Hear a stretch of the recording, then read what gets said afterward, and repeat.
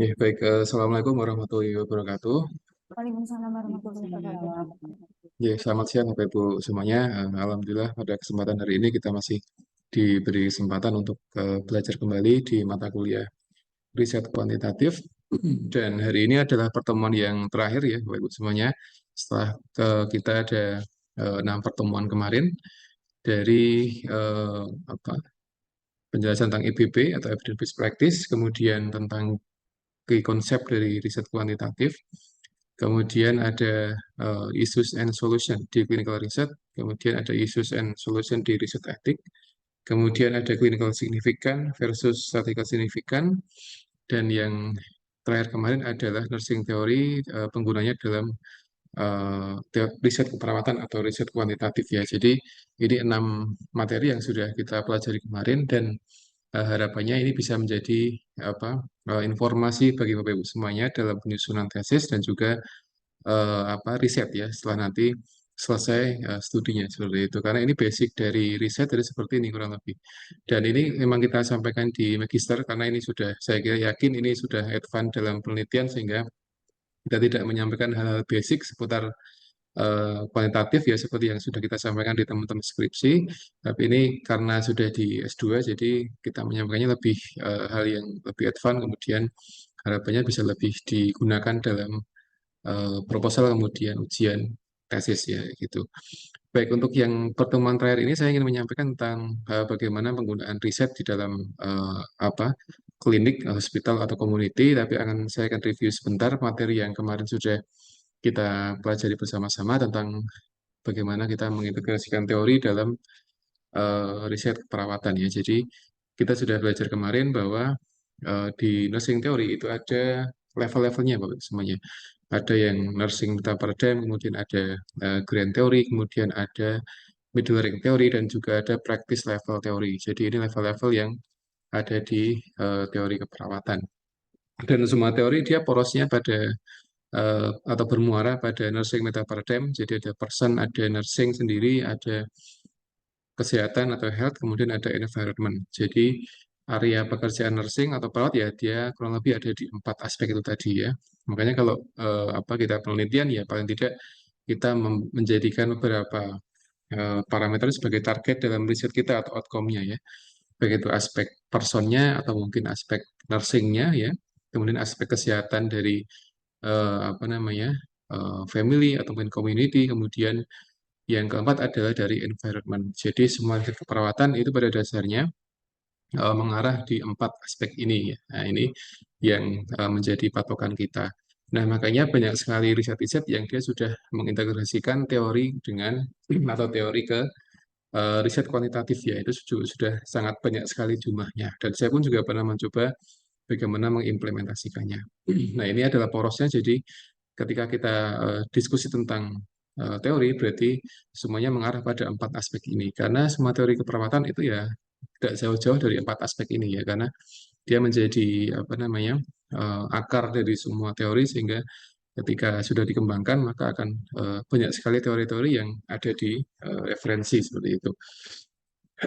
Jadi ini yang pertama, kemudian yang kedua adalah grand teori atau yang sering dikenal sebagai teori yang abstrak ya karena ini membutuhkan penjelasan tambahan sehingga kalau kita menggunakan teori ini atau grand teori kita butuh penjelasan tambahan. Nah, penjelasannya bisa dari eh, riset, dari artikel, dari jurnal atau mungkin dari teori yang lainnya.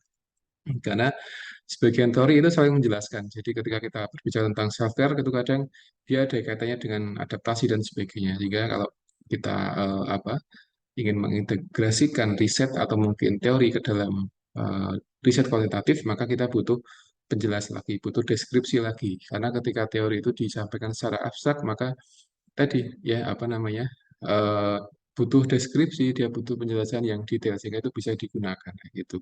Nah, ini beberapa daftar teori yang dia masuk di dalam grand teori. Jadi ini level kedua dari jenjang atau mungkin level dari teori keperawatan. Tadi yang pertama adalah nursing meta paradigm, yang kedua adalah di grand teori ya gitu ya. Jadi ada banyak sekali. Dan ini beberapanya sudah diterapkan di beberapa riset, dan bahkan si pembuat teori ini mereka membuatnya juga dengan penelitian seperti itu ya. Karena nanti kalau kita baca beberapa teori ini, memang dia punya apa? Dia punya ciri khas sendiri ya. Dia punya satu karakter sendiri dalam penyampaian teori, baik itu secara aspek fisiknya, atau dia fokus di nursing prosesnya, atau dia mungkin fokusnya pada environment atau pada person itu semuanya sudah disampaikan dengan detail atau mungkin dengan sedikit abstrak begitu ya di grand teori ya gitu. Makanya kalau kita penelitian kemudian menggunakan grand teori ini, saya kira butuh apa ya, penjelasan yang cukup detail, kira-kira akan seperti apa cara mengukur outcome yang ada di teori ini. Dan teori ini kita tahu bahwa dia punya banyak outcome, dia punya banyak apa namanya parameter yang akan diukur, sehingga kalau kita ingin menggunakan teori keperawatan itu kita boleh menggunakan satu parameter atau beberapa yang ada di teori keperawatan ya gitu. Karena kalau kita menggunakan semuanya ini akan butuh banyak instrumen ya untuk mengukurnya. Kemudian nanti juga belum lagi masalah waktu yang juga cukup lama untuk menggunakan outcome-outcome yang ada di teori keperawatan seperti itu. Nah, ini adalah yang grand teori. Jadi ini secara inti adalah teori-teori keperawatan yang dia dijelaskan dengan apa abstrak ya, abstrak menurut mereka yang menyampaikan kalau itu abstrak seperti itu ya. Jadi kadang istilah abstrak itu kadang apa namanya subjektif ya. Kadang beberapa orang dia mengatakan ini sangat jelas, tapi kebanyakan literatur itu menyampaikan kalau grand theory dia rata-rata abstrak, sehingga butuh penjelasan lagi, butuh instrumen yang apa mengkaji ya beberapa variabel yang ada di teori tadi seperti itu.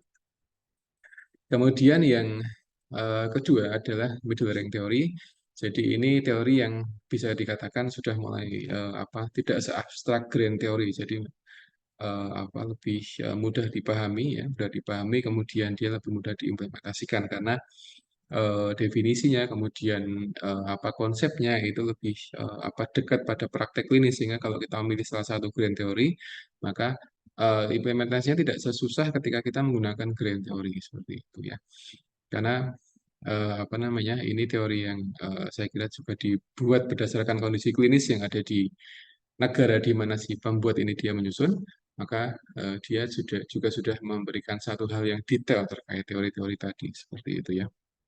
Nah, eh, meskipun agak subjektif Bapak Ibu semuanya, jadi beberapa teori memang dia masuk di grand teori, beberapa memang dia masuk di middle rank teori. Nah, ini memang sudah ada yang mengklasifikasinya sesuai dengan definisi dari teori-teori tadi seperti itu. Jadi teori keperawatan ketika dia semakin naik ke atas ya, maka dia akan semakin abstrak. Tapi ketika dia semakin ke bawah, maka dia akan semakin detail ya. Dia akan semakin spesifik sehingga lebih mudah untuk diterapkan di praktek keperawatan sehari-hari seperti itu ya.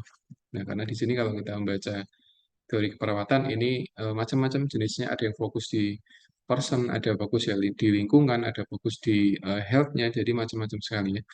Bahkan ada teori keperawatan yang memang dia fokusnya pada wound care ya. Jadi ini ada nurse as wound healer, jadi perawat sebagai penyembuh dari luka seperti itu.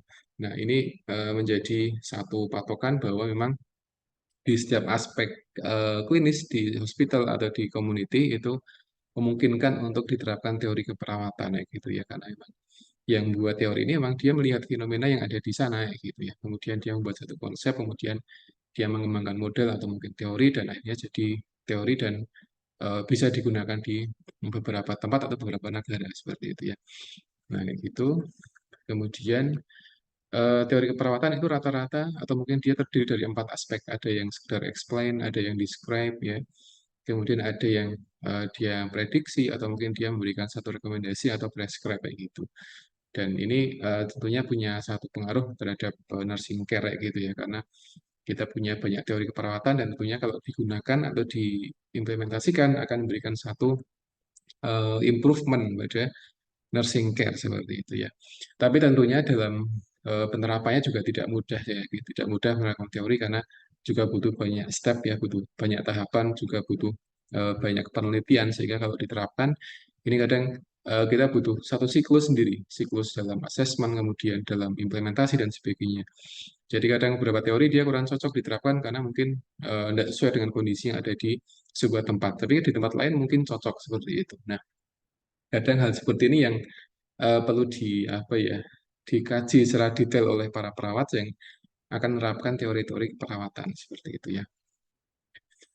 Nah, ini kemarin yang sudah kita sampaikan, jadi kurang lebih ada 6 tahapan dalam kita menerapkan teori dalam riset perawatan. Yang pertama adalah kita memahami konsepnya dulu ya, konsep atau permasalahan yang ada di populasi atau di responden kita atau di partisipan kita, entah itu di hospital atau mungkin di komunitas, sehingga kita paham kira-kira teori mana yang akan kita gunakan seperti itu. Karena inti dari penggunaan teori adalah kita memahami dulu kondisi populasi yang ada di sekitar kita ya gitu.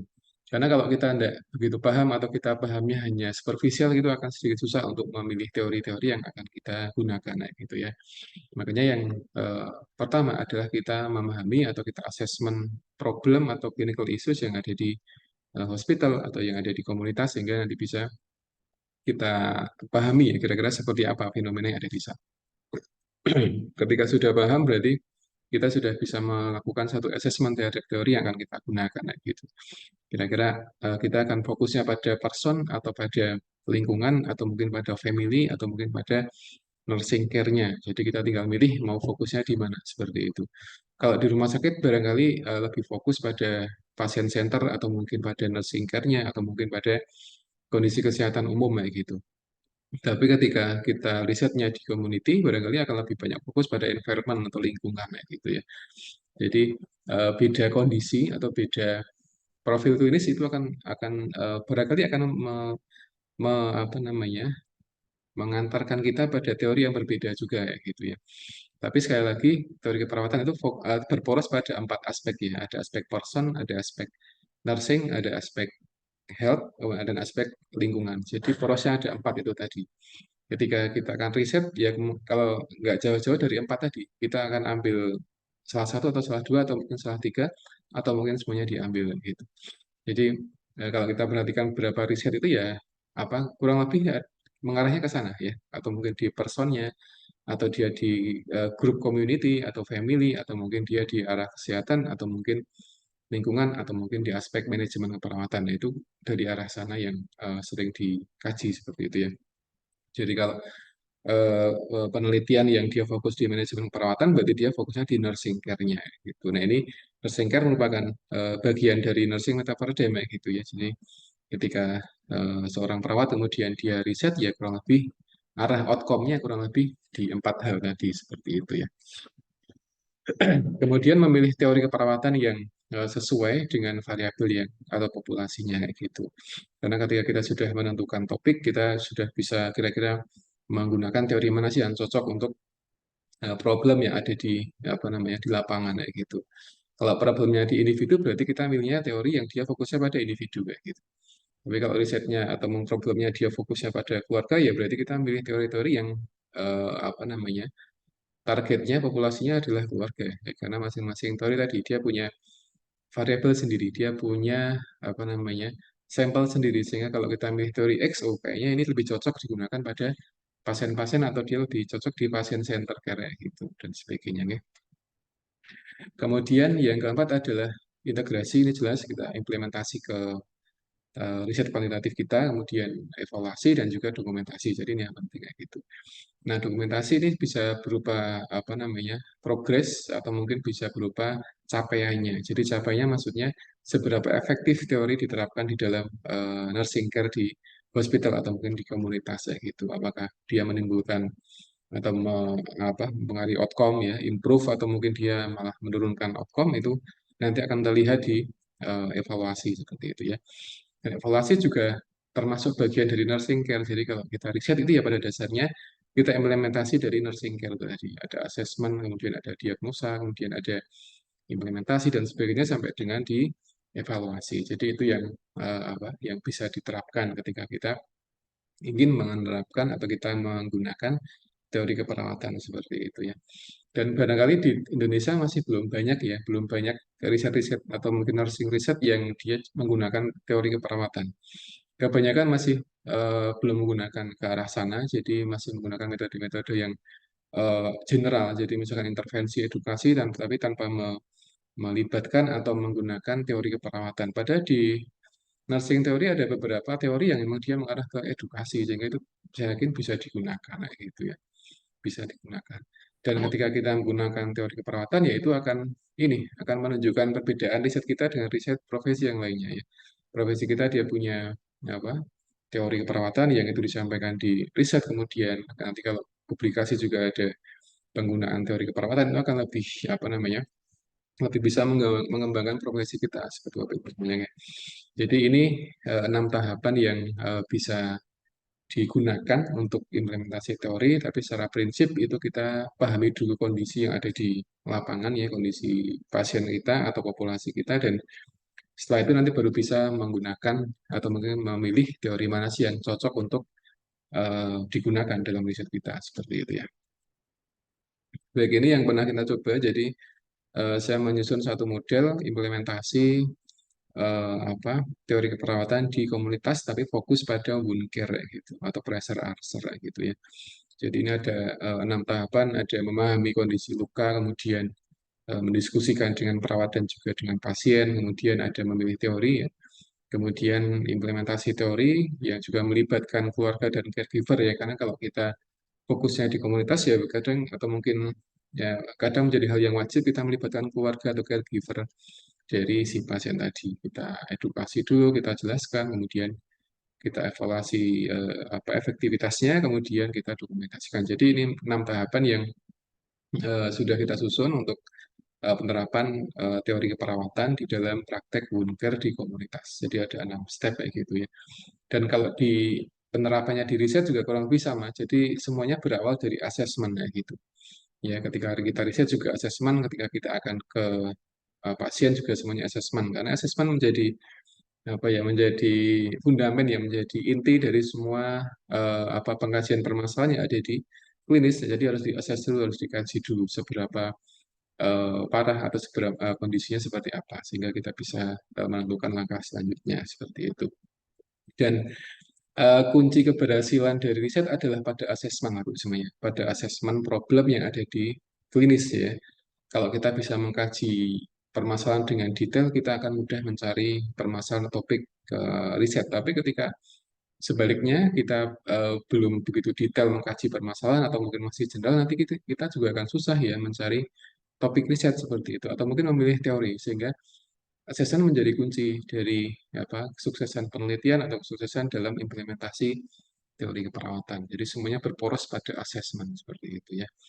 Nah, kita milih topik riset pun juga butuh asesmen dulu. Kita butuh survei, kita butuh studi pendahuluan dan sebagainya. Kita butuh membaca, sehingga kita bisa menentukan kira-kira topik mana sih yang cocok untuk kita ambil yang relevan dengan kondisi klinis di tempat kerja kita atau mungkin di komunitas. Jadi semuanya fokusnya pada asesmen dulu ya, kita kaji dan sebagainya seperti itu. Ini yang pernah kita coba. Jadi saya menggunakan teori self and family management. Jadi ini selama 3 bulan dan ini teori aslinya seperti ini ya. Ada banyak parameter tapi ini tidak kita gunakan semuanya. Saya fokus beberapa parameter yang itu relevan dengan kondisi yang ada di Magelang, sehingga saya ambil beberapa poin saja ya. Ya, mungkin di tempat lain memungkinkan untuk diambil parameter lain, tapi mungkin di tempat kami masih belum ada problemnya sehingga tidak kita ambil ya. Artinya di sini ketika kita menggunakan teori keperawatan ya kita boleh memilih beberapa variabel yang ada, tidak harus dipakai semuanya gitu. Kalau dipakai semuanya nanti akan menjadi semakin panjang dan akan lebih lama risetnya seperti itu ya. Nah, ini saya hanya menggunakan beberapa outcome saja ya. Behavior hanya saya menggunakan passion dan juga family support. Kemudian untuk biomarker ini saya pakai HbA1c dan juga ukuran luka ya, seperti itu. Edukasi tapi dia nanti mengarahnya ke behavior dan juga di aspek biomarker kayak gitu ya. Karena tadi ya banyak sekali perilaku pasien yang itu bisa berubah, bisa kita rubah dengan edukasi. Tergantung kita mau mainnya berapa lama edukasinya. Cuma 1 bulan, 2 bulan, 3 bulan, atau mungkin berapa waktu sehingga akan terlihat di outcome yang sudah disampaikan seperti itu ya.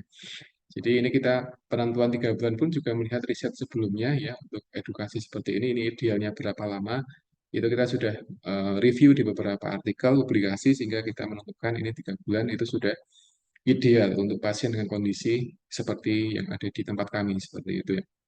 Beberapa riset mungkin butuh waktu yang lebih lama lagi ya karena juga melihat kondisi yang ada di komunitas atau yang ada di klinis sehingga itu akan menentukan durasi atau dosis risetnya seperti itu. Jadi kalau kita menentukan dosis riset atau intervensi, kita melihat riset sebelumnya dan juga melihat relevansi yang ada di klinis, yang ada di tempat kita seperti itu ya. Kadang hanya 1 bulan cukup, tapi kadang 2 bulan, kadang 3 bulan. Tidak selalu, tidak ada batasan yang atau tidak ada konstanta yang digunakan. Artinya kita melihat dari apa namanya riset sebelumnya dan juga dari kondisi yang ada di klinis seperti itu ya. Ini saya memilih 3 bulan karena tadi dari apa evidence base, kemudian dari kondisi yang ada di klinis seperti itu yang pernah apa ada di penelitian ya. Oke. Kemudian ini yang untuk yang materi sekarang, saya punya 4 tujuan pembelajaran. Yang pertama adalah memahami konsep inti riset kuantitatif, kemudian memahami tahapan implementasi riset dalam praktek keperawatan, kemudian memahami troubleshooting dalam implementasi riset, dan juga mampu menemukan solusi dari troubleshooting yang sering ditemukan dalam implementasi riset keperawatan, seperti itu ya. Nah, ini sudah kita sampaikan, artinya kalau kita yang menerapkan hasil riset kuantitatif, ya paling tidak kita sudah memahami inti dari riset kuantitatif itu apa saja. Jadi ada desainnya, kemudian ada variabelnya, kemudian ada instrumen, ada protokol, dan juga ada analisis data. Jadi ini 5 poin yang menjadi pembeda dengan riset kualitatif. Jadi apa namanya lebih fokus pada analisis data kuantitatif seperti itu. Nah, desain riset saya kira sudah dijelaskan di banyak kuliah. Jadi ada deskriptif, ada korelasi, kemudian ada prediksi, kemudian ada yang intervensi. Jadi nanti tergantung kita risetnya mau milih yang desain yang mana ya. Tapi ya di beberapa riset mereka menggabungkan 2 desain, misalnya deskriptif dengan intervensi atau deskriptif dengan prediksi atau deskriptif dengan korelasi dan sebagainya. Jadi meskipun sama-sama kuanti itu kadang ada 2 pendekatan ya, kadang hanya fokus, kadang riset dia fokusnya di intervensi saja. Tapi kadang ada yang dia dilengkapi dengan deskripsi atau ada yang dikorelasikan, ada yang diprediksi dan sebagainya. Jadi tidak fokus pada satu titik dalam riset kualitatif ya. Nah nanti tergantung dari Bapak Ibu semuanya, kira-kira desainnya mau fokus yang seperti apa, apakah hanya deskriptif dengan prediksi atau mungkin pakai intervensi, itu juga melihat kondisi yang ada di lapangan seperti itu ya. Jadi sekali lagi tidak semua fenomena yang kita temukan itu harus diintervensi. Itu yang menjadi patokannya ya. Jadi kalau riset tidak mesti harus selalu intervensi. Kita perlu melihat dulu seperti apa evidence base sebelumnya, kemudian kita melihat dari yang ada di klinis seperti itu ya. Memang kalau memang tidak perlu diintervensi ya kenapa kita intervensi? Jadi kita memilih desain yang sekiranya itu menjadi yang dibutuhkan oleh populasi kita seperti itu. Tapi kalau memang dibutuhkan intervensi ya diberikan intervensi sesuai dengan kondisi yang ada di sana seperti itu ya.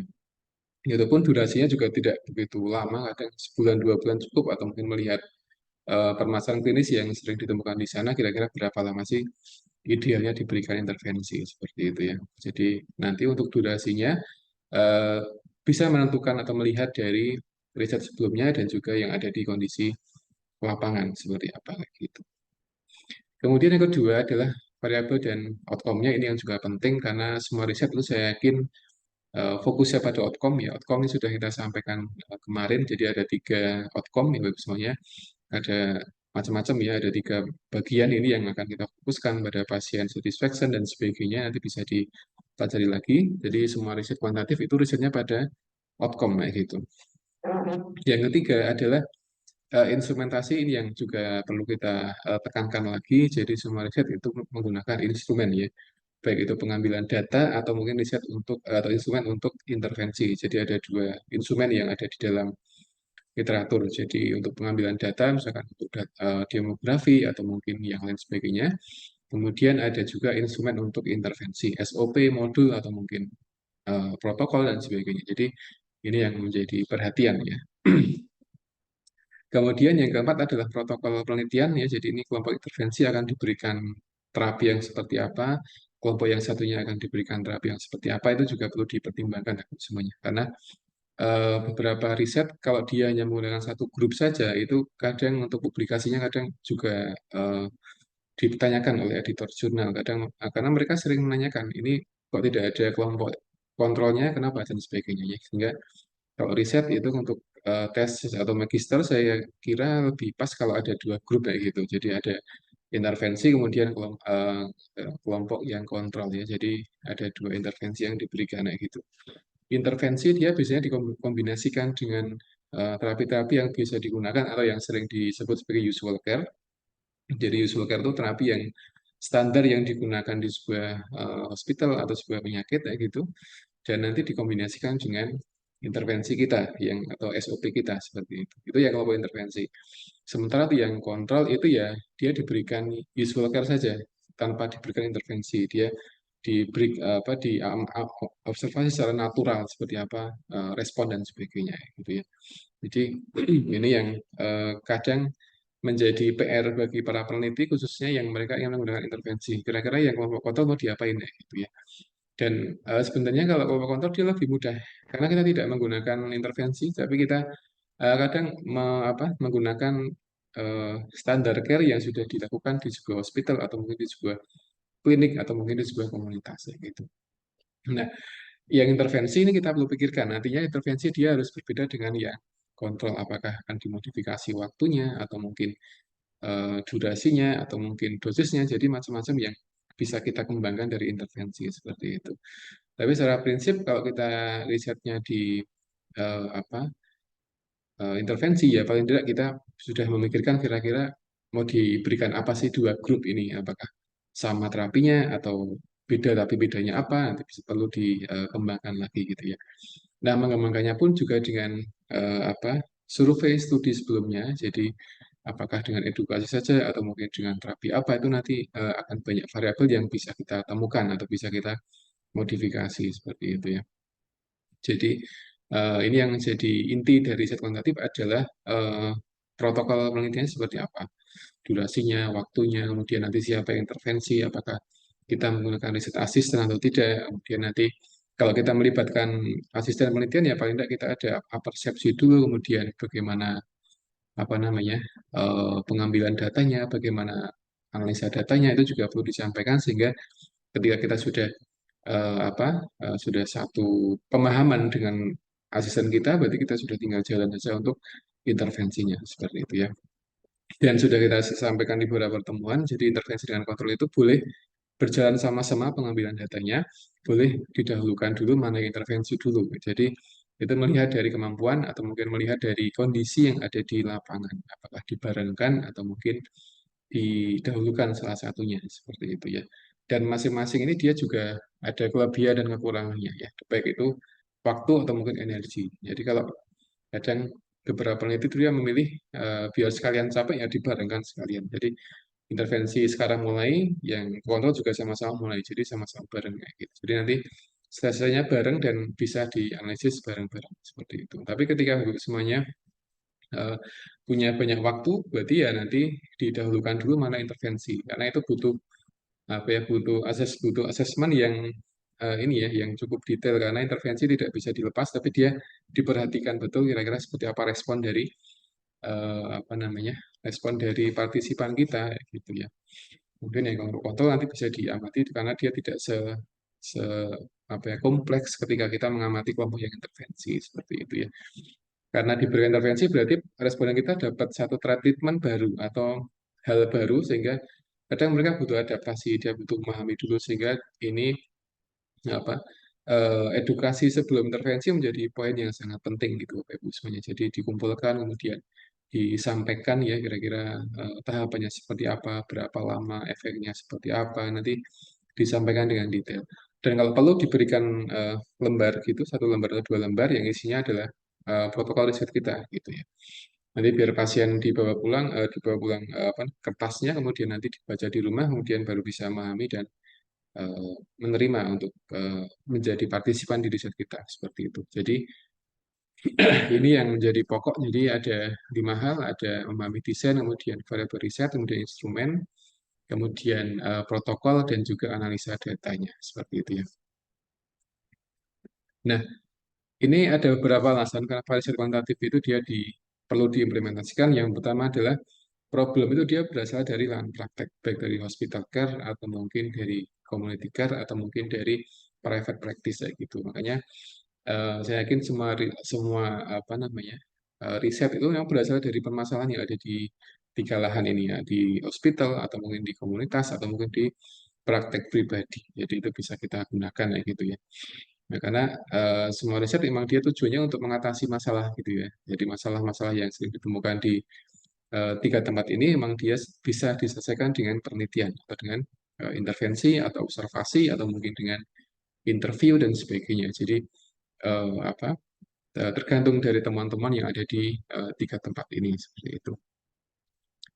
Kemudian yang kedua adalah meningkatkan outcome dari pasiennya. Ya. Jadi ini juga sudah sering kita ulang outcome itu. Jadi apa baik itu fisik atau psikologisnya atau mungkin dari kepuasannya dan sebagainya. Jadi yang kita amati seperti itu.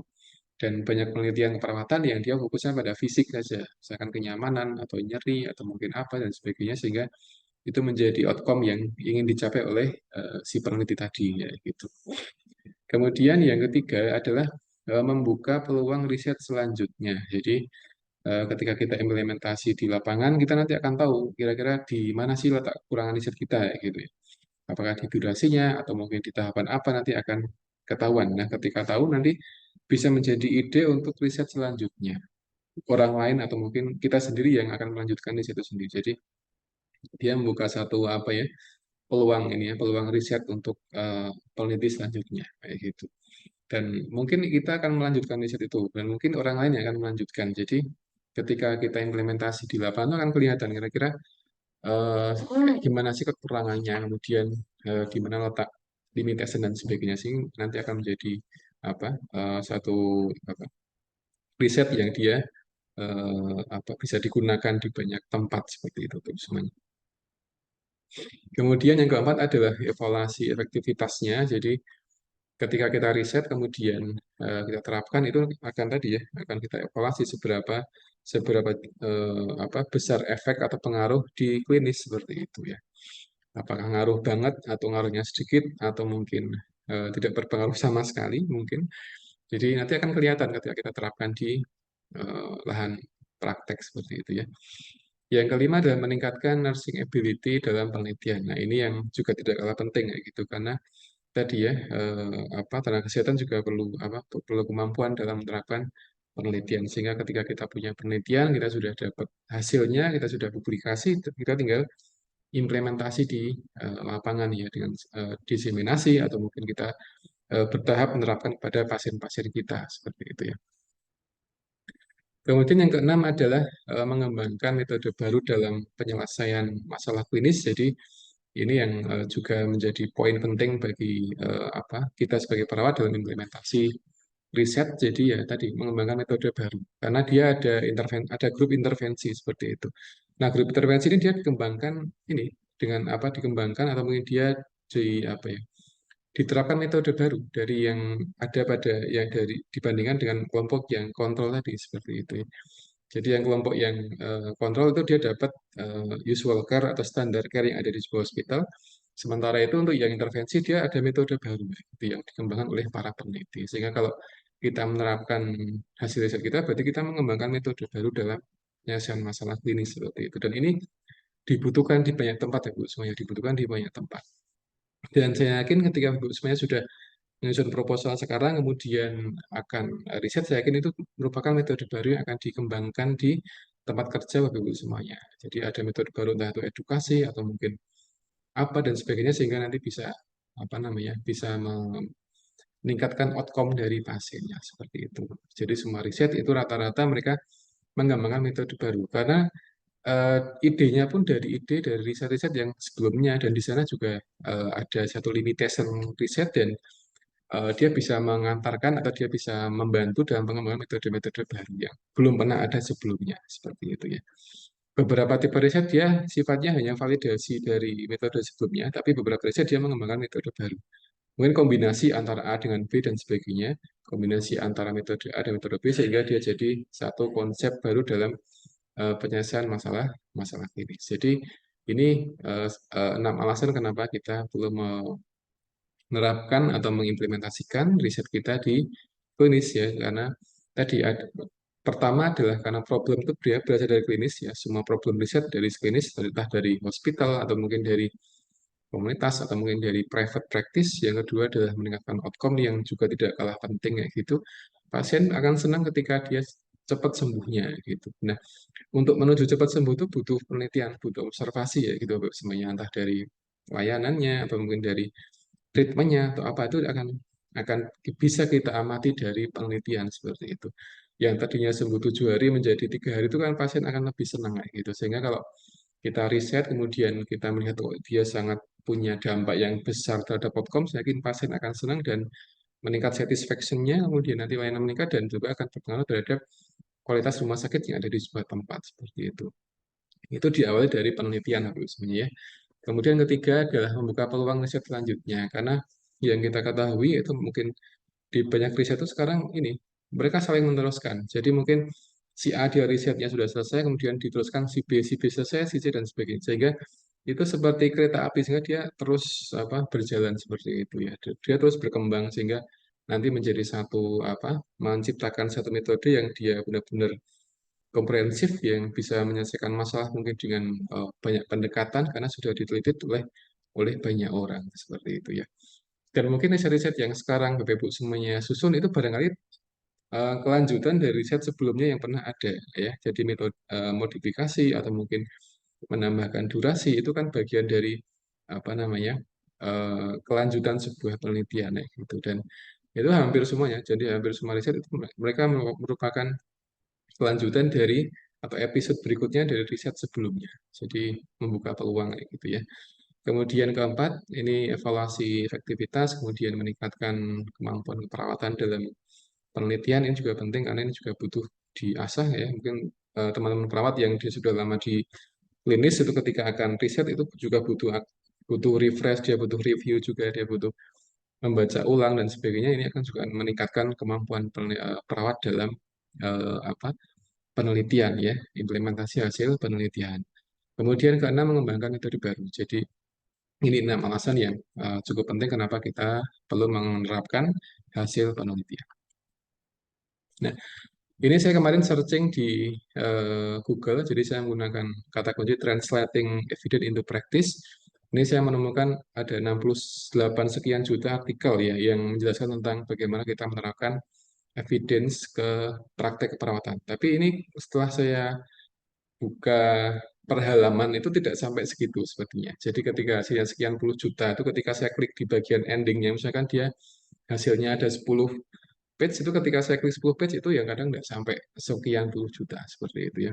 Jadi ini ada beberapa temuan artikel yang membahas tentang bagaimana penerapan evidence kepada praktis, tapi ini saya memilih satu artikel yang saya kira ini mudah dipahami dan tidak tidak bertele-tele penjelasannya. Jadi hanya ada 4 step saja, sehingga ketika hanya ada 4 step, ini akan lebih mudah diterapkan daripada ada 10 step atau mungkin 11 step kayak gitu ya. Karena kadang kita memilih satu metode yang itu simple dan itu bisa memberikan satu simple, mudah dipahami, kemudian mudah diterapkan sehingga itu tidak membutuhkan waktu lama dalam penerapan evidence. Ini meskipun tahunnya lama, 2008, tapi ini saya membaca hanya ada 4 tahapan bagaimana kita menerapkan hasil riset di praktek klinis ini. Ada beberapa penelitian tahun 2021, ada yang tahun 2017 dan sebagainya. Tapi ini saya kira yang paling mudah dipahami seperti ini.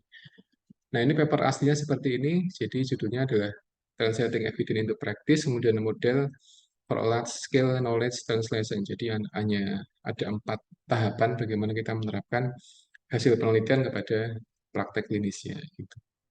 Di paper lain ada banyak sekali tahapan, ada mungkin lebih dari 7 atau 8 karena mungkin mereka juga punya persepsi lain seperti itu, tapi ini saya mengambil satu desain yang mudah sehingga hanya 4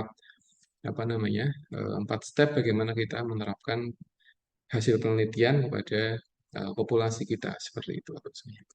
Ya. Jadi ini 4 tahapannya. Jadi yang pertama adalah meringkas evidence ya. Jadi kita persiapkan evidence kita yang akan diterapkan. Kemudian yang kedua adalah identifikasi beberapa hambatan yang ada pada penerapan hasil penelitian. Kemudian yang ketiga adalah mengukur performanya, mengukur efektivitasnya. Kemudian yang keempat adalah memastikan bahwa semua pasien itu dia menerima intervensi yang sudah kita susun seperti itu. Jadi ini 4 tahapan yang akan kita sampaikan di pertemuan ini. Nah, yang pertama adalah mensummarize the evidence, jadi kita menyiapkan evidennya. Jadi ketika kita ingin melakukan sebuah hasil riset ya kita siapkan dulu evidennya kayak gitu, karena nanti akan mungkin akan butuh beberapa diskusi dengan hospital atau mungkin dengan pasien, dengan keluarga, sehingga kita menyiapkan semua hal yang berkaitan dengan hasil riset kita. Kayak gitu. Kita buat ringkasannya, kita buat satu layoutnya, kita buat PowerPoint apapun, sehingga ini akan lebih mudah kita sampaikan di responden kita atau mungkin pemegang kebijakan, sehingga nanti mereka bisa lebih memahami kira-kira seperti apa sih riset yang sudah kita lakukan, kayak gitu, benefitnya apa, kemudian kira-kira ada nggak sih kelemahannya dan sebagainya, akan lebih mudah dipahami seperti itu ya. Karena riset nursing itu rata-rata tadi ya akan diterapkan di hospital ya, di rumah sakit ya, atau mungkin yang ada di komunitas atau di praktek pribadi, sehingga penerapannya pun juga kita butuh satu ini ya, butuh satu data informasi, kita meringkas satu halaman, 2 halaman, dan itu isinya adalah ringkasan paper kita, dan itu kita sampaikan, kemudian kita presentasikan dan sebagainya. Itu akan lebih memberikan satu apa ya, gambaran dari riset kita seperti itu ya. Nah, di poin ini kita perlu mendefinisikan ya, atau mungkin keterangan-keterangan yang itu isinya adalah tahapan riset kita. Kalau itu intervensi atau mungkin dia prediksi atau mungkin yang lain sebagainya. Dijelaskan dengan detail seperti apa, dan itu nanti kita apa ya, kita sampaikan di apa, hospital atau mungkin di puskesmas atau mungkin ada di klinik dan sebagainya. Jadi ini contohnya seperti itu. Kemudian yang kedua adalah identify local barrier. Jadi mengidentifikasi kira-kira ada nggak sih hambatan dalam penerapan evidence seperti itu. Nah, ini bisa kita amati dari 3 poin Habib semuanya. Bisa kita amati dari 3 poin. Yang pertama dari kemampuan staf kita. Karena ketika kita ingin menerapkan satu riset, itu rata-rata kita butuh satu tim ya. Kita butuh tim, kita butuh rekan kerja kita ya, kita observasi itu kira-kira seberapa ini ya, kita apa, kita presentasikan, kita sampaikan, kemudian ini riset kita, kemudian kita berikan satu apa ya, eh, apa, penjelasan tentang tahapan-tahapan penelitian kita. Jadi kita perlu apa, manpower-nya harus dikondisikan dulu seperti itu ya. Kemudian yang kedua adalah kita memahami atau kita akan melihat beberapa tahapan-tahapan implementasi riset. Kalau kita risetnya ada beberapa step begitu, misalkan edukasi, kemudian apa-apa, ya kita pahami dulu apa namanya, rangkaian intervensinya seperti apa. Jadi kita perlu memastikan bahwa ini memang sudah kita lakukan, kemudian nanti evaluasinya seperti ini, nanti akan lebih apa, terlihat seperti itu ya. Kemudian yang ketiga adalah tadi ya, implementasi riset itu kadang tidak tidak mudah. Kadang kita belum melihat kira-kira potensial barrier yang akan kita hadapi seperti apa. Apakah dari personnya atau mungkin dari sistem kesehatannya, sehingga ini kita bisa antisipasi, seperti kita identifikasi, dan nanti kita berdiskusi dengan tempat kerja kita, kira-kira ini seperti apa solusinya. Ini yang perlu kita apa namanya, pahami dari tahapan-tahapan penerapan riset seperti itu. Kemudian yang ketiga adalah mengukur performanya, kayak gitu ya. Mengukur performanya, kira-kira seperti apakah riset kita, dia berjalan berapa lamakah, kemudian yang diukur apa saja, apakah ada baseline datanya, kemudian dia apa namanya, kira-kira membutuhkan pasien atau keluarga atau mungkin yang lain sebagainya seperti itu. Sehingga ketika sudah paham tentang performa riset kita, berarti kita akan lebih apa namanya, lebih percaya diri dalam implementasi riset yang ada di hospital atau mungkin yang ada di klinis seperti itu ya. Karena tadi semua riset dia ada baseline datanya. Jadi nanti kalau Habib semuanya ingin intervensi ke pasien, itu ya ada baseline datanya. Datanya dia bisa dalam bentuk angka, dan mungkin dia bisa dalam bentuk mungkin skala nyeri atau mungkin beberapa data yang lain, sehingga itu menjadi baseline data yang akan kita jadikan sebagai acuan dalam intervensi kita seperti itu ya. Jadi kita ngukur dari baseline data, kemudian mulai mempertimbangkan outcome-nya, kira-kira yang kita amati apa saja seperti itu. Nah, karena ini sudah kita lakukan, berarti kita tidak begitu susah untuk mengukur performanya. Kita hanya melihat, mereview kembali, kira-kira outcome-nya apa, kemudian baseline yang kita inginkan itu seperti apa, kayak gitu ya. Nah, kalau sudah, berarti kita kemudian bisa langsung implementasi ke pasien-pasien, atau mungkin yang sering disebut sebagai memastikan kalau pasien-pasien kita itu menerima intervensi yang kita sudah lakukan, seperti itu. Nah, ini ada empat ya, ada empat tahapan. Jadi ada engage, ada educate, ada execute, ada evaluate. Jadi ini 4E yang menjadi inti dari penerapan hasil penelitian. Jadi engage ini wajib ya, karena riset kita menggunakan human, yang dibentuk adalah pasien-pasien kita. Berarti nanti ketika kita implementasi juga kita menggunakan ini ya, kita menggunakan pasien-pasien yang dia eh, inklusinya sama dengan partisipan kita seperti itu. Nah, ini yang kadang butuh waktu untuk implementasi ya. Kalau kita risetnya di rumah sakit A, kemudian kita implementasinya di rumah sakit B, itu kita butuh butuh satu inklusi yang itu juga apa namanya harus sama dengan riset yang sudah kita lakukan. Nah, gitu. Ketika dia berbeda inklusinya, nanti akan berbeda hasilnya.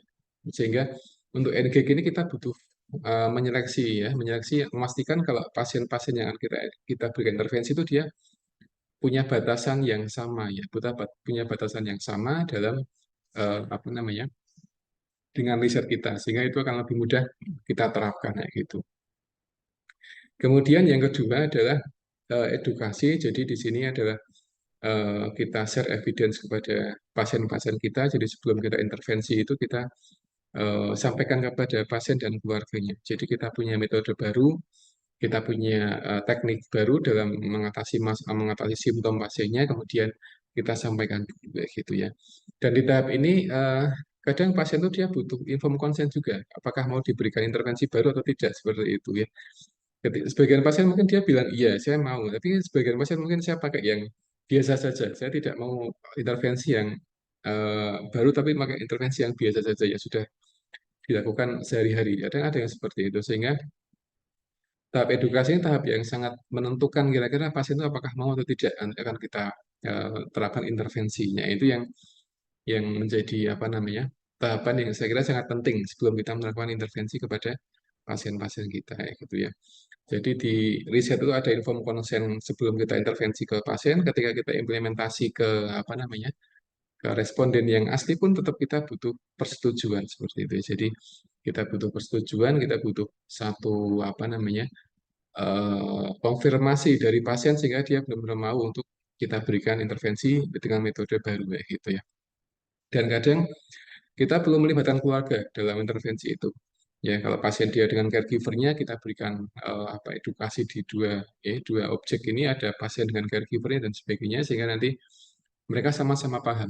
Ketika sama-sama paham, mereka akan lebih mudah memutuskan sesuatu. Apakah mereka akan mau menerima dengan intervensi atau metode baru, atau mungkin dia tidak, atau mungkin dia sudah terbiasa dengan metode yang sudah biasa dia terima di layanan klinis seperti itu. Jadi educate menjadi poin yang sangat penting sebelum kita execute seperti itu.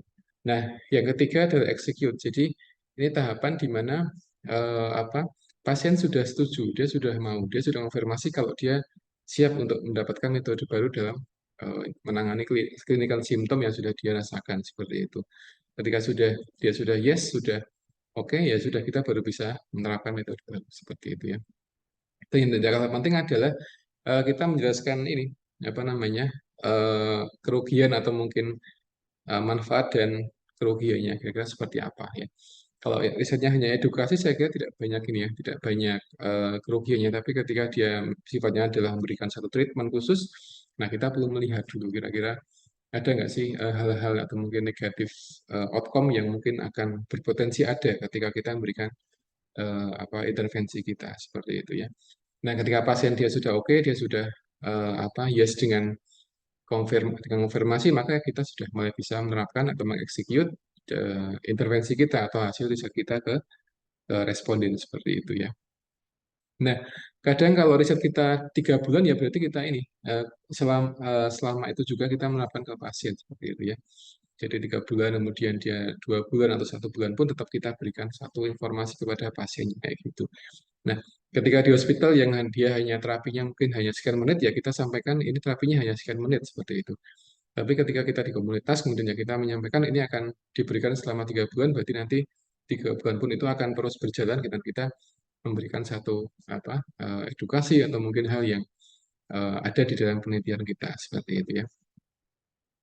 Yang terakhir adalah evaluasi, ini yang terpenting. Jadi ini yang terpenting. Setelah kita riset, kemudian kita sudah penerapan di responden kita selesai, kita sudah presentasi, kita sudah wisuda mungkin, kemudian kita menerapkan ke pasien dan kita evaluasi kira-kira seperti apa impact yang diterima oleh pasien-pasien kita seperti itu ya.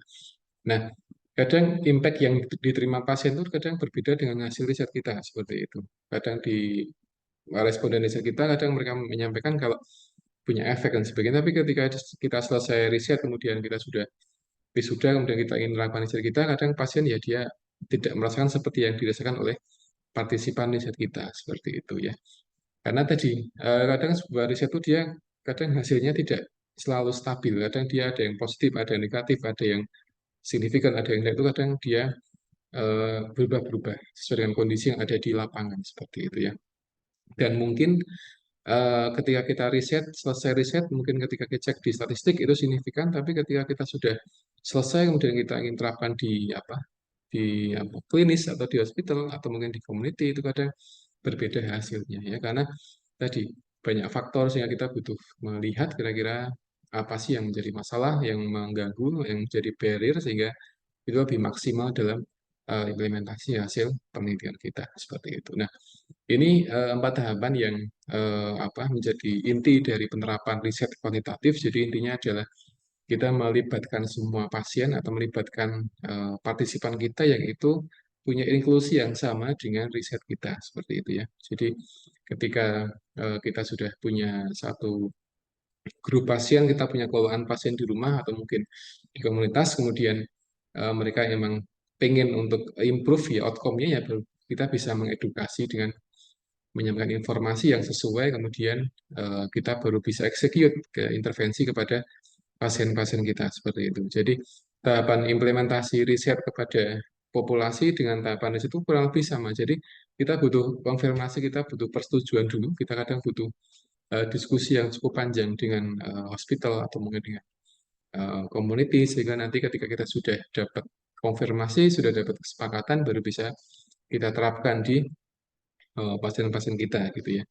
Nah, ini 4 tahapannya ada engage, ada educate, ada execute, kemudian ada evaluasi. Jadi ini yang menjadi poin penting kayak gitu. Nah, hal yang tidak kalah penting adalah aspek ini. Kalau bahasa Jawanya eman-eman ya, misalnya. Eman-eman. Jadi kita sudah riset panjang-panjang, tapi kok tidak diterapkan tuh rasanya kok apa ya eman-eman. Rasanya kok sayang sekali gitu ya. Kita sudah sudah ambil data sekian lama, kemudian itu tidak kita terapkan tuh rasanya kok ada yang kurang seperti itu. Sehingga kalau nanti Bapak Ibu semuanya ketika sudah selesai penelitian supaya pelan-pelan diterapkan di tempat kerja Bapak Ibu semuanya. Jadi dipresentasikan, diseminasi, kemudian nanti diterapkan ya nanti. Alhamdulillah kalau memang bisa dijadikan satu metode baru dalam penyelesaian masalah klinis yang ada di tempat kerja itu akan menjadi lebih bagus sekali ya. Karena tadi semua masalah klinis itu dia akan selesai dengan penelitian ya, gitu. Dengan riset, dengan penelitian. Kadang dia butuh diobservasi dulu, kadang dia butuh diintervensi dan sebagainya sehingga nanti ketika sudah sudah ditemukan inti problemnya di mana, nanti akan lebih mudah menyelesaikan masalahnya. Tapi secara prinsip adalah ketika kita sudah selesai penelitian, ya kita coba terapkan secara pelan-pelan, secara punya progres yang baik kepada populasi kita. Kita sampaikan dan kita evaluasi dan sebagainya ya. Ini bagian dari tahapan-tahapan penelitian. Nah, ini yang tadi sudah disampaikan di jurnalnya. Jadi ada 4 tahapan. Yang pertama adalah melihat atau meringkas ya yang sudah kita lakukan ya dengan satu media-media khusus. Kemudian yang kedua ada identify any local barrier. Jadi kita mengidentifikasi kira-kira ada nggak sih hambatan-hambatan yang mungkin akan bisa mengganggu implementasi riset kita. Kemudian mengukur performanya ya outcome-nya yang diukur apa. Kemudian kita menggunakan instrumen yang seperti apa. Kemudian nanti yang akan perform ke pasien itu siapa. Jadi kita perlu memperhatikan aspek yang itu. Kemudian yang keempat, yang terakhir adalah memastikan kalau semua pasien itu dia menerima intervensi seperti itu ya. Karena kita sudah mencoba di riset kita, itu punya satu efek yang signifikan. Nah, harapannya ketika kita sudah menerapkan di hospital, itu juga harapannya juga signifikan hasilnya. Jadi jangan sampai signifikan di riset saja, tapi ketika di klinik itu memang tidak signifikan. Nah, itu akan jadi satu problem ya. Barangkali ada barrier-nya, ya, yang itu yang butuh untuk diamati seperti itu ya. Karena riset-riset kuanti itu ya apa namanya harapannya bisa diterapkan di ini di hospital atau mungkin di puskesmas sehingga nanti akan meningkatkan improve outcome dan sebagainya kayak gitu. Karena kalau hanya dijadikan apa namanya eh, apa di perpustakaan atau hanya di publikasi saja tanpa ada implementasi, saya kira kok masih ini ya masih masih kurang sehingga butuh diterapkan gitu ya diterapkan tapi tadi dengan catatan itu kita harus mengkaji barirnya karena ketika kita tidak mengkaji barirnya atau hambatan-hambatan yang mungkin akan muncul itu biasanya akan tidak akan membuat apa implementasinya akan sedikit terhambat sehingga menjadi tidak signifikan hasilnya seperti itu ya makanya di sini memang benar kalau memang identifikasi apa barir riset itu menjadi poin yang sangat penting sekali sebelum kita menerapkan eh, hasil riset kita. Seperti ketika kita sudah melakukan satu identifikasi, berarti akan lebih mudah dalam menemukan atau mengimplementasikan hasil riset kita. Jadi intinya dari situ, jadi ini 4 tahapan yang mungkin yang bisa kita terapkan ya. Di sini ada referensinya, sehingga ini menjadi poin yang cukup penting kayak gitu ya. Nah, di paper aslinya dia seperti siklus. Jadi antara apa namanya engage kemudian educate kemudian execute atau mungkin evaluasi itu dia seperti siklus. Jadi ini siklus yang terus muter seperti itu. Jadi ketika kita implementasi riset ya dia ada siklusnya, ada siklus engage, ada edukasi, ada execute, ada evaluasi, kemudian dia muter lagi dan sebagainya sampai dengan outcome pastinya sampai dengan ini, sampai dengan teratasi seperti itu ya. Karena tadi ya, kita tidak bisa implementasi riset tapi hanya sampai di bagian apa namanya execute, tapi tanpa kita evaluasi. Jadi ini menjadi kurang lengkap sehingga ini siklus yang apa namanya yang ada di dalam evidence. Jadi dari engage kemudian ada edukasi, ada execute dan ada evaluasi. Jadi ini terus berputar dan akan terus ada di praktek klinik. Jadi itu semuanya juga hasil dari hasil penelitian seperti itu Bapak Ibu semuanya ya. Jadi ini yang tadi saya sampaikan, jadi memastikan kalau semua pasien atau semua partisipan atau semua responden itu dia sama ya, sama-sama dia mendapatkan intervensi keperawatan kita. Kalau dia durasinya 30 menit ya selama itu. Kalau dia 3 bulan ya 3 bulan. Jadi sesuai dengan desain yang sudah kita terapkan. Jadi jangan sampai kita risetnya 3 bulan tapi ke pasien hanya 1 bulan itu tidak akan memberikan satu apa, dampak. Tapi ketika kita risetnya 3 bulan ya kita coba terapkan selama 3 bulan kepada pasien ya gitu ya. Coba satu pasien dulu, kemudian 2 pasien atau 3 pasien, kemudian dia bertahap seperti itu, dan nanti akan terlihat dan nanti barangkali jadi akan menjadi apa namanya outcome baru menjadi apa namanya metode baru dari yang sudah pernah digunakan ya gitu ya. Jadi mungkin mereka biasa menggunakan usual care, kemudian ada metode baru yang sudah dikembangkan habis semuanya. Ini baru bisa ditambahkan dengan metode yang lain dan sebagainya. Jadi ini perlu perlu waktu, perlu tahapan dan perlu komunikasi yang baik antara peneliti, kemudian stakeholder, kemudian pasien dan juga keluarga. Sehingga ketika sudah dikondisikan semuanya, sudah tinggal implementasi, evaluasi itu akan lebih lebih mudah dalam implementasinya. Oke. Saya kira itu. Ya, ini mungkin itu Bapak Ibu semuanya yang dapat kami sampaikan. Jadi ini saya yakin materi terakhir dari yang riset kuantitatif. Jadi eh, intinya adalah menerapkan hasil riset kita. Jadi eman-eman kalau cuma sampai di publikasi, eman-eman kalau sampai di perpustakaan saja. Jadi harus ada implementasinya, harus diterapkan kepada klinis karena riset kita pun juga dia dari klinis asalnya ya, dari klinis sehingga kalau nggak diterapkan rasanya kok eman-eman gitu ya. Dan beberapa teman-teman di hospital mereka juga kadang menunggu dari riset kita. Kira-kira gimana sih hasilnya, gimana sih implementasinya gitu. Jadi kalau tidak kita sampaikan, tidak kita diseminasikan, rasanya kok ada yang kurang. Jadi ini apa namanya? Saya kira kok hal yang juga penting sekali untuk teman-teman yang di rumah sakit gitu ya. Kalau sudah riset ya coba disampaikan di teman-temannya, di-sharekan ya bisa presentasikan, pas ada pertemuan, atau mungkin ketika diskusi, atau mungkin ada evaluasi itu bisa dipaparkan dan bareng-bareng diterapkan di bangsal atau mungkin di rumah sakit ya. Nah, karena tadi ya, kita sudah ambil data berbulan-bulan tapi kok tidak diterapkan kok rasanya kok ini ya apa rasanya kok buat apa riset gitu ya, tapi ya memang harus diterapkan, harus diimplementasikan, tapi pelan-pelan, tidak harus mabrek sekali jalan, tapi butuh tahapan, kita butuh ngobrol, butuh diskusi dengan teman-teman sehingga kita lebih pede ketika menerapkan riset di mana di hospital, di komunitas, atau mungkin di praktek pribadi kita seperti itu. Karena inti riset adalah implementasi. Jadi intinya adalah implementasi. Kalau kita riset, selesai riset, kemudian publikasi selesai, kok nggak ada eh, implementasi ke populasi, ya nanti pasien tetap akan terus akan ada masalah juga, terus ada masalah dan tidak akan terselesaikan dengan maksimal. Tapi ketika kita riset, kemudian kita melihat ada metode baru dalam penyelesaian masalah klinis, kemudian kita sampaikan ke sana dan itu mengatasi masalah mereka, itu akan lebih bagus sekali seperti itu ya. Jadi itu Bapak Ibu semuanya. Nah, intinya adalah diterapkan, diterapkan dan diterapkan. Jadi selesai riset itu jangan berhenti, diterapkan, nanti akan apa? Akan membuka peluang riset selanjutnya, kemudian membantu teman-teman kita nakes yang di hospital untuk mengatasi masalah mereka dan sebagainya seperti itu ya. Jadi itu yang dapat kami sampaikan Ibu semuanya, dan barangkali ada diskusi dan mungkin pertanyaan, silahkan karena ini pertemuan terakhir, dan mungkin setelah ini saya akan membuat soal untuk ujian akhir, nanti akan saya sampaikan ke admin untuk di-sharekan ke Bapak Ibu semuanya begitu. Dan monggo silakan kalau ada pertanyaan seputar penelitian bisa disampaikan, silakan. Monggo. Karena ini teknis sekali sehingga saya yakin Bapak Ibu semuanya mungkin sudah mulai ada gambaran ya, sudah mulai ada gambaran kira-kira seperti apa risetnya, jalannya seperti apa, kemudian sudah mulai bisa identifikasi kira-kira hambatannya apa saja, kemudian nanti bisa diestimasi kira-kira hambatan ini bisa diselesaikan dengan metode apa sih dan sebagainya. Itu nanti akan eh, di apa ya, akan dialami oleh para peneliti semuanya seperti itu. Jadi monggo barangkali kalau ada pertanyaan silahkan.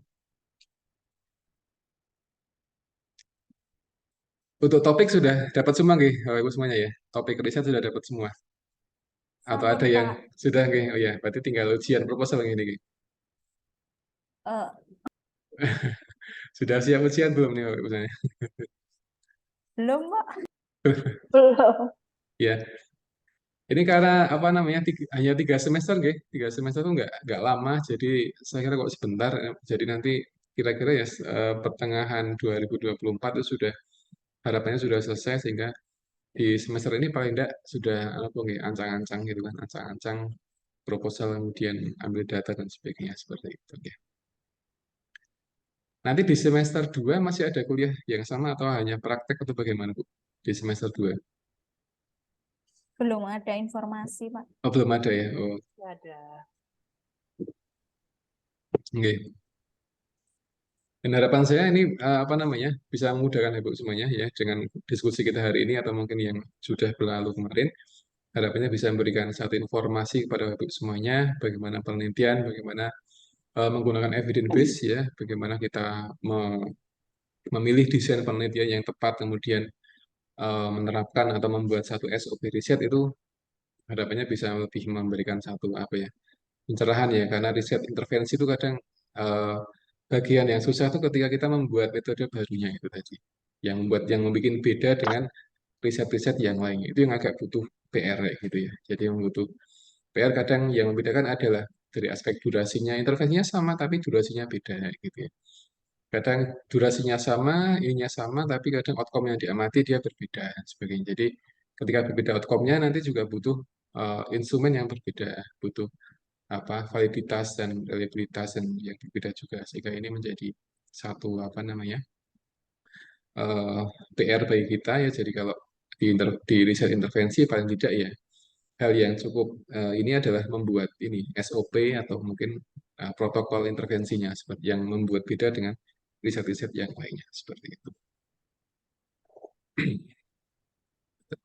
Kalau yang untuk kelompok kontrol sih tidak begitu susah karena sudah biasanya sih kelompok kontrol dia dapat intervensi yang sudah biasa diberikan di sebuah tempat ya. Jadi kita tidak perlu modifikasi apa-apa. Tapi ketika kita mempertimbangkan kelompok intervensi, berarti kita membuat satu yang berbeda dengan kelompok kontrol. Entah itu durasinya, atau dosisnya, atau mungkin metodenya, atau apa itu yang akan berbeda seperti itu. Ini semuanya risetnya intervensi semua, atau ada yang observasi Bapak Ibu? Atau semuanya intervensi risetnya?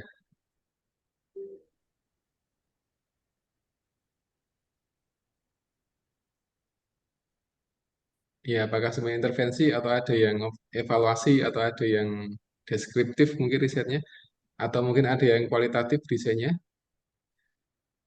atau mungkin Bapak Ibu semuanya di sini risetnya semuanya intervensi, atau Ya, menggunakan buatan?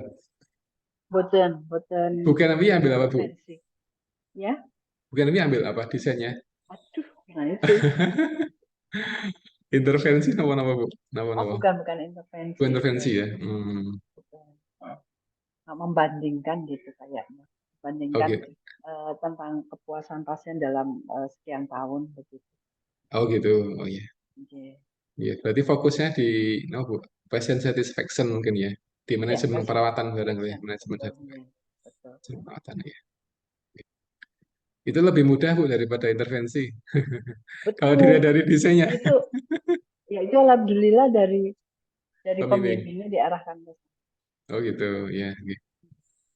Kalau intervensi yang ini ya yang cukup PR tadi ya, membuat SOP yang berbeda dengan metode yang sudah ada. Itu yang kadang butuh PR-nya di sana gitu. Tapi kalau hanya komparasi saja dengan melihat atau mungkin menjadi kuesioner, saya kira juga tidak begitu ini, nggak begitu apa susah gitu ya.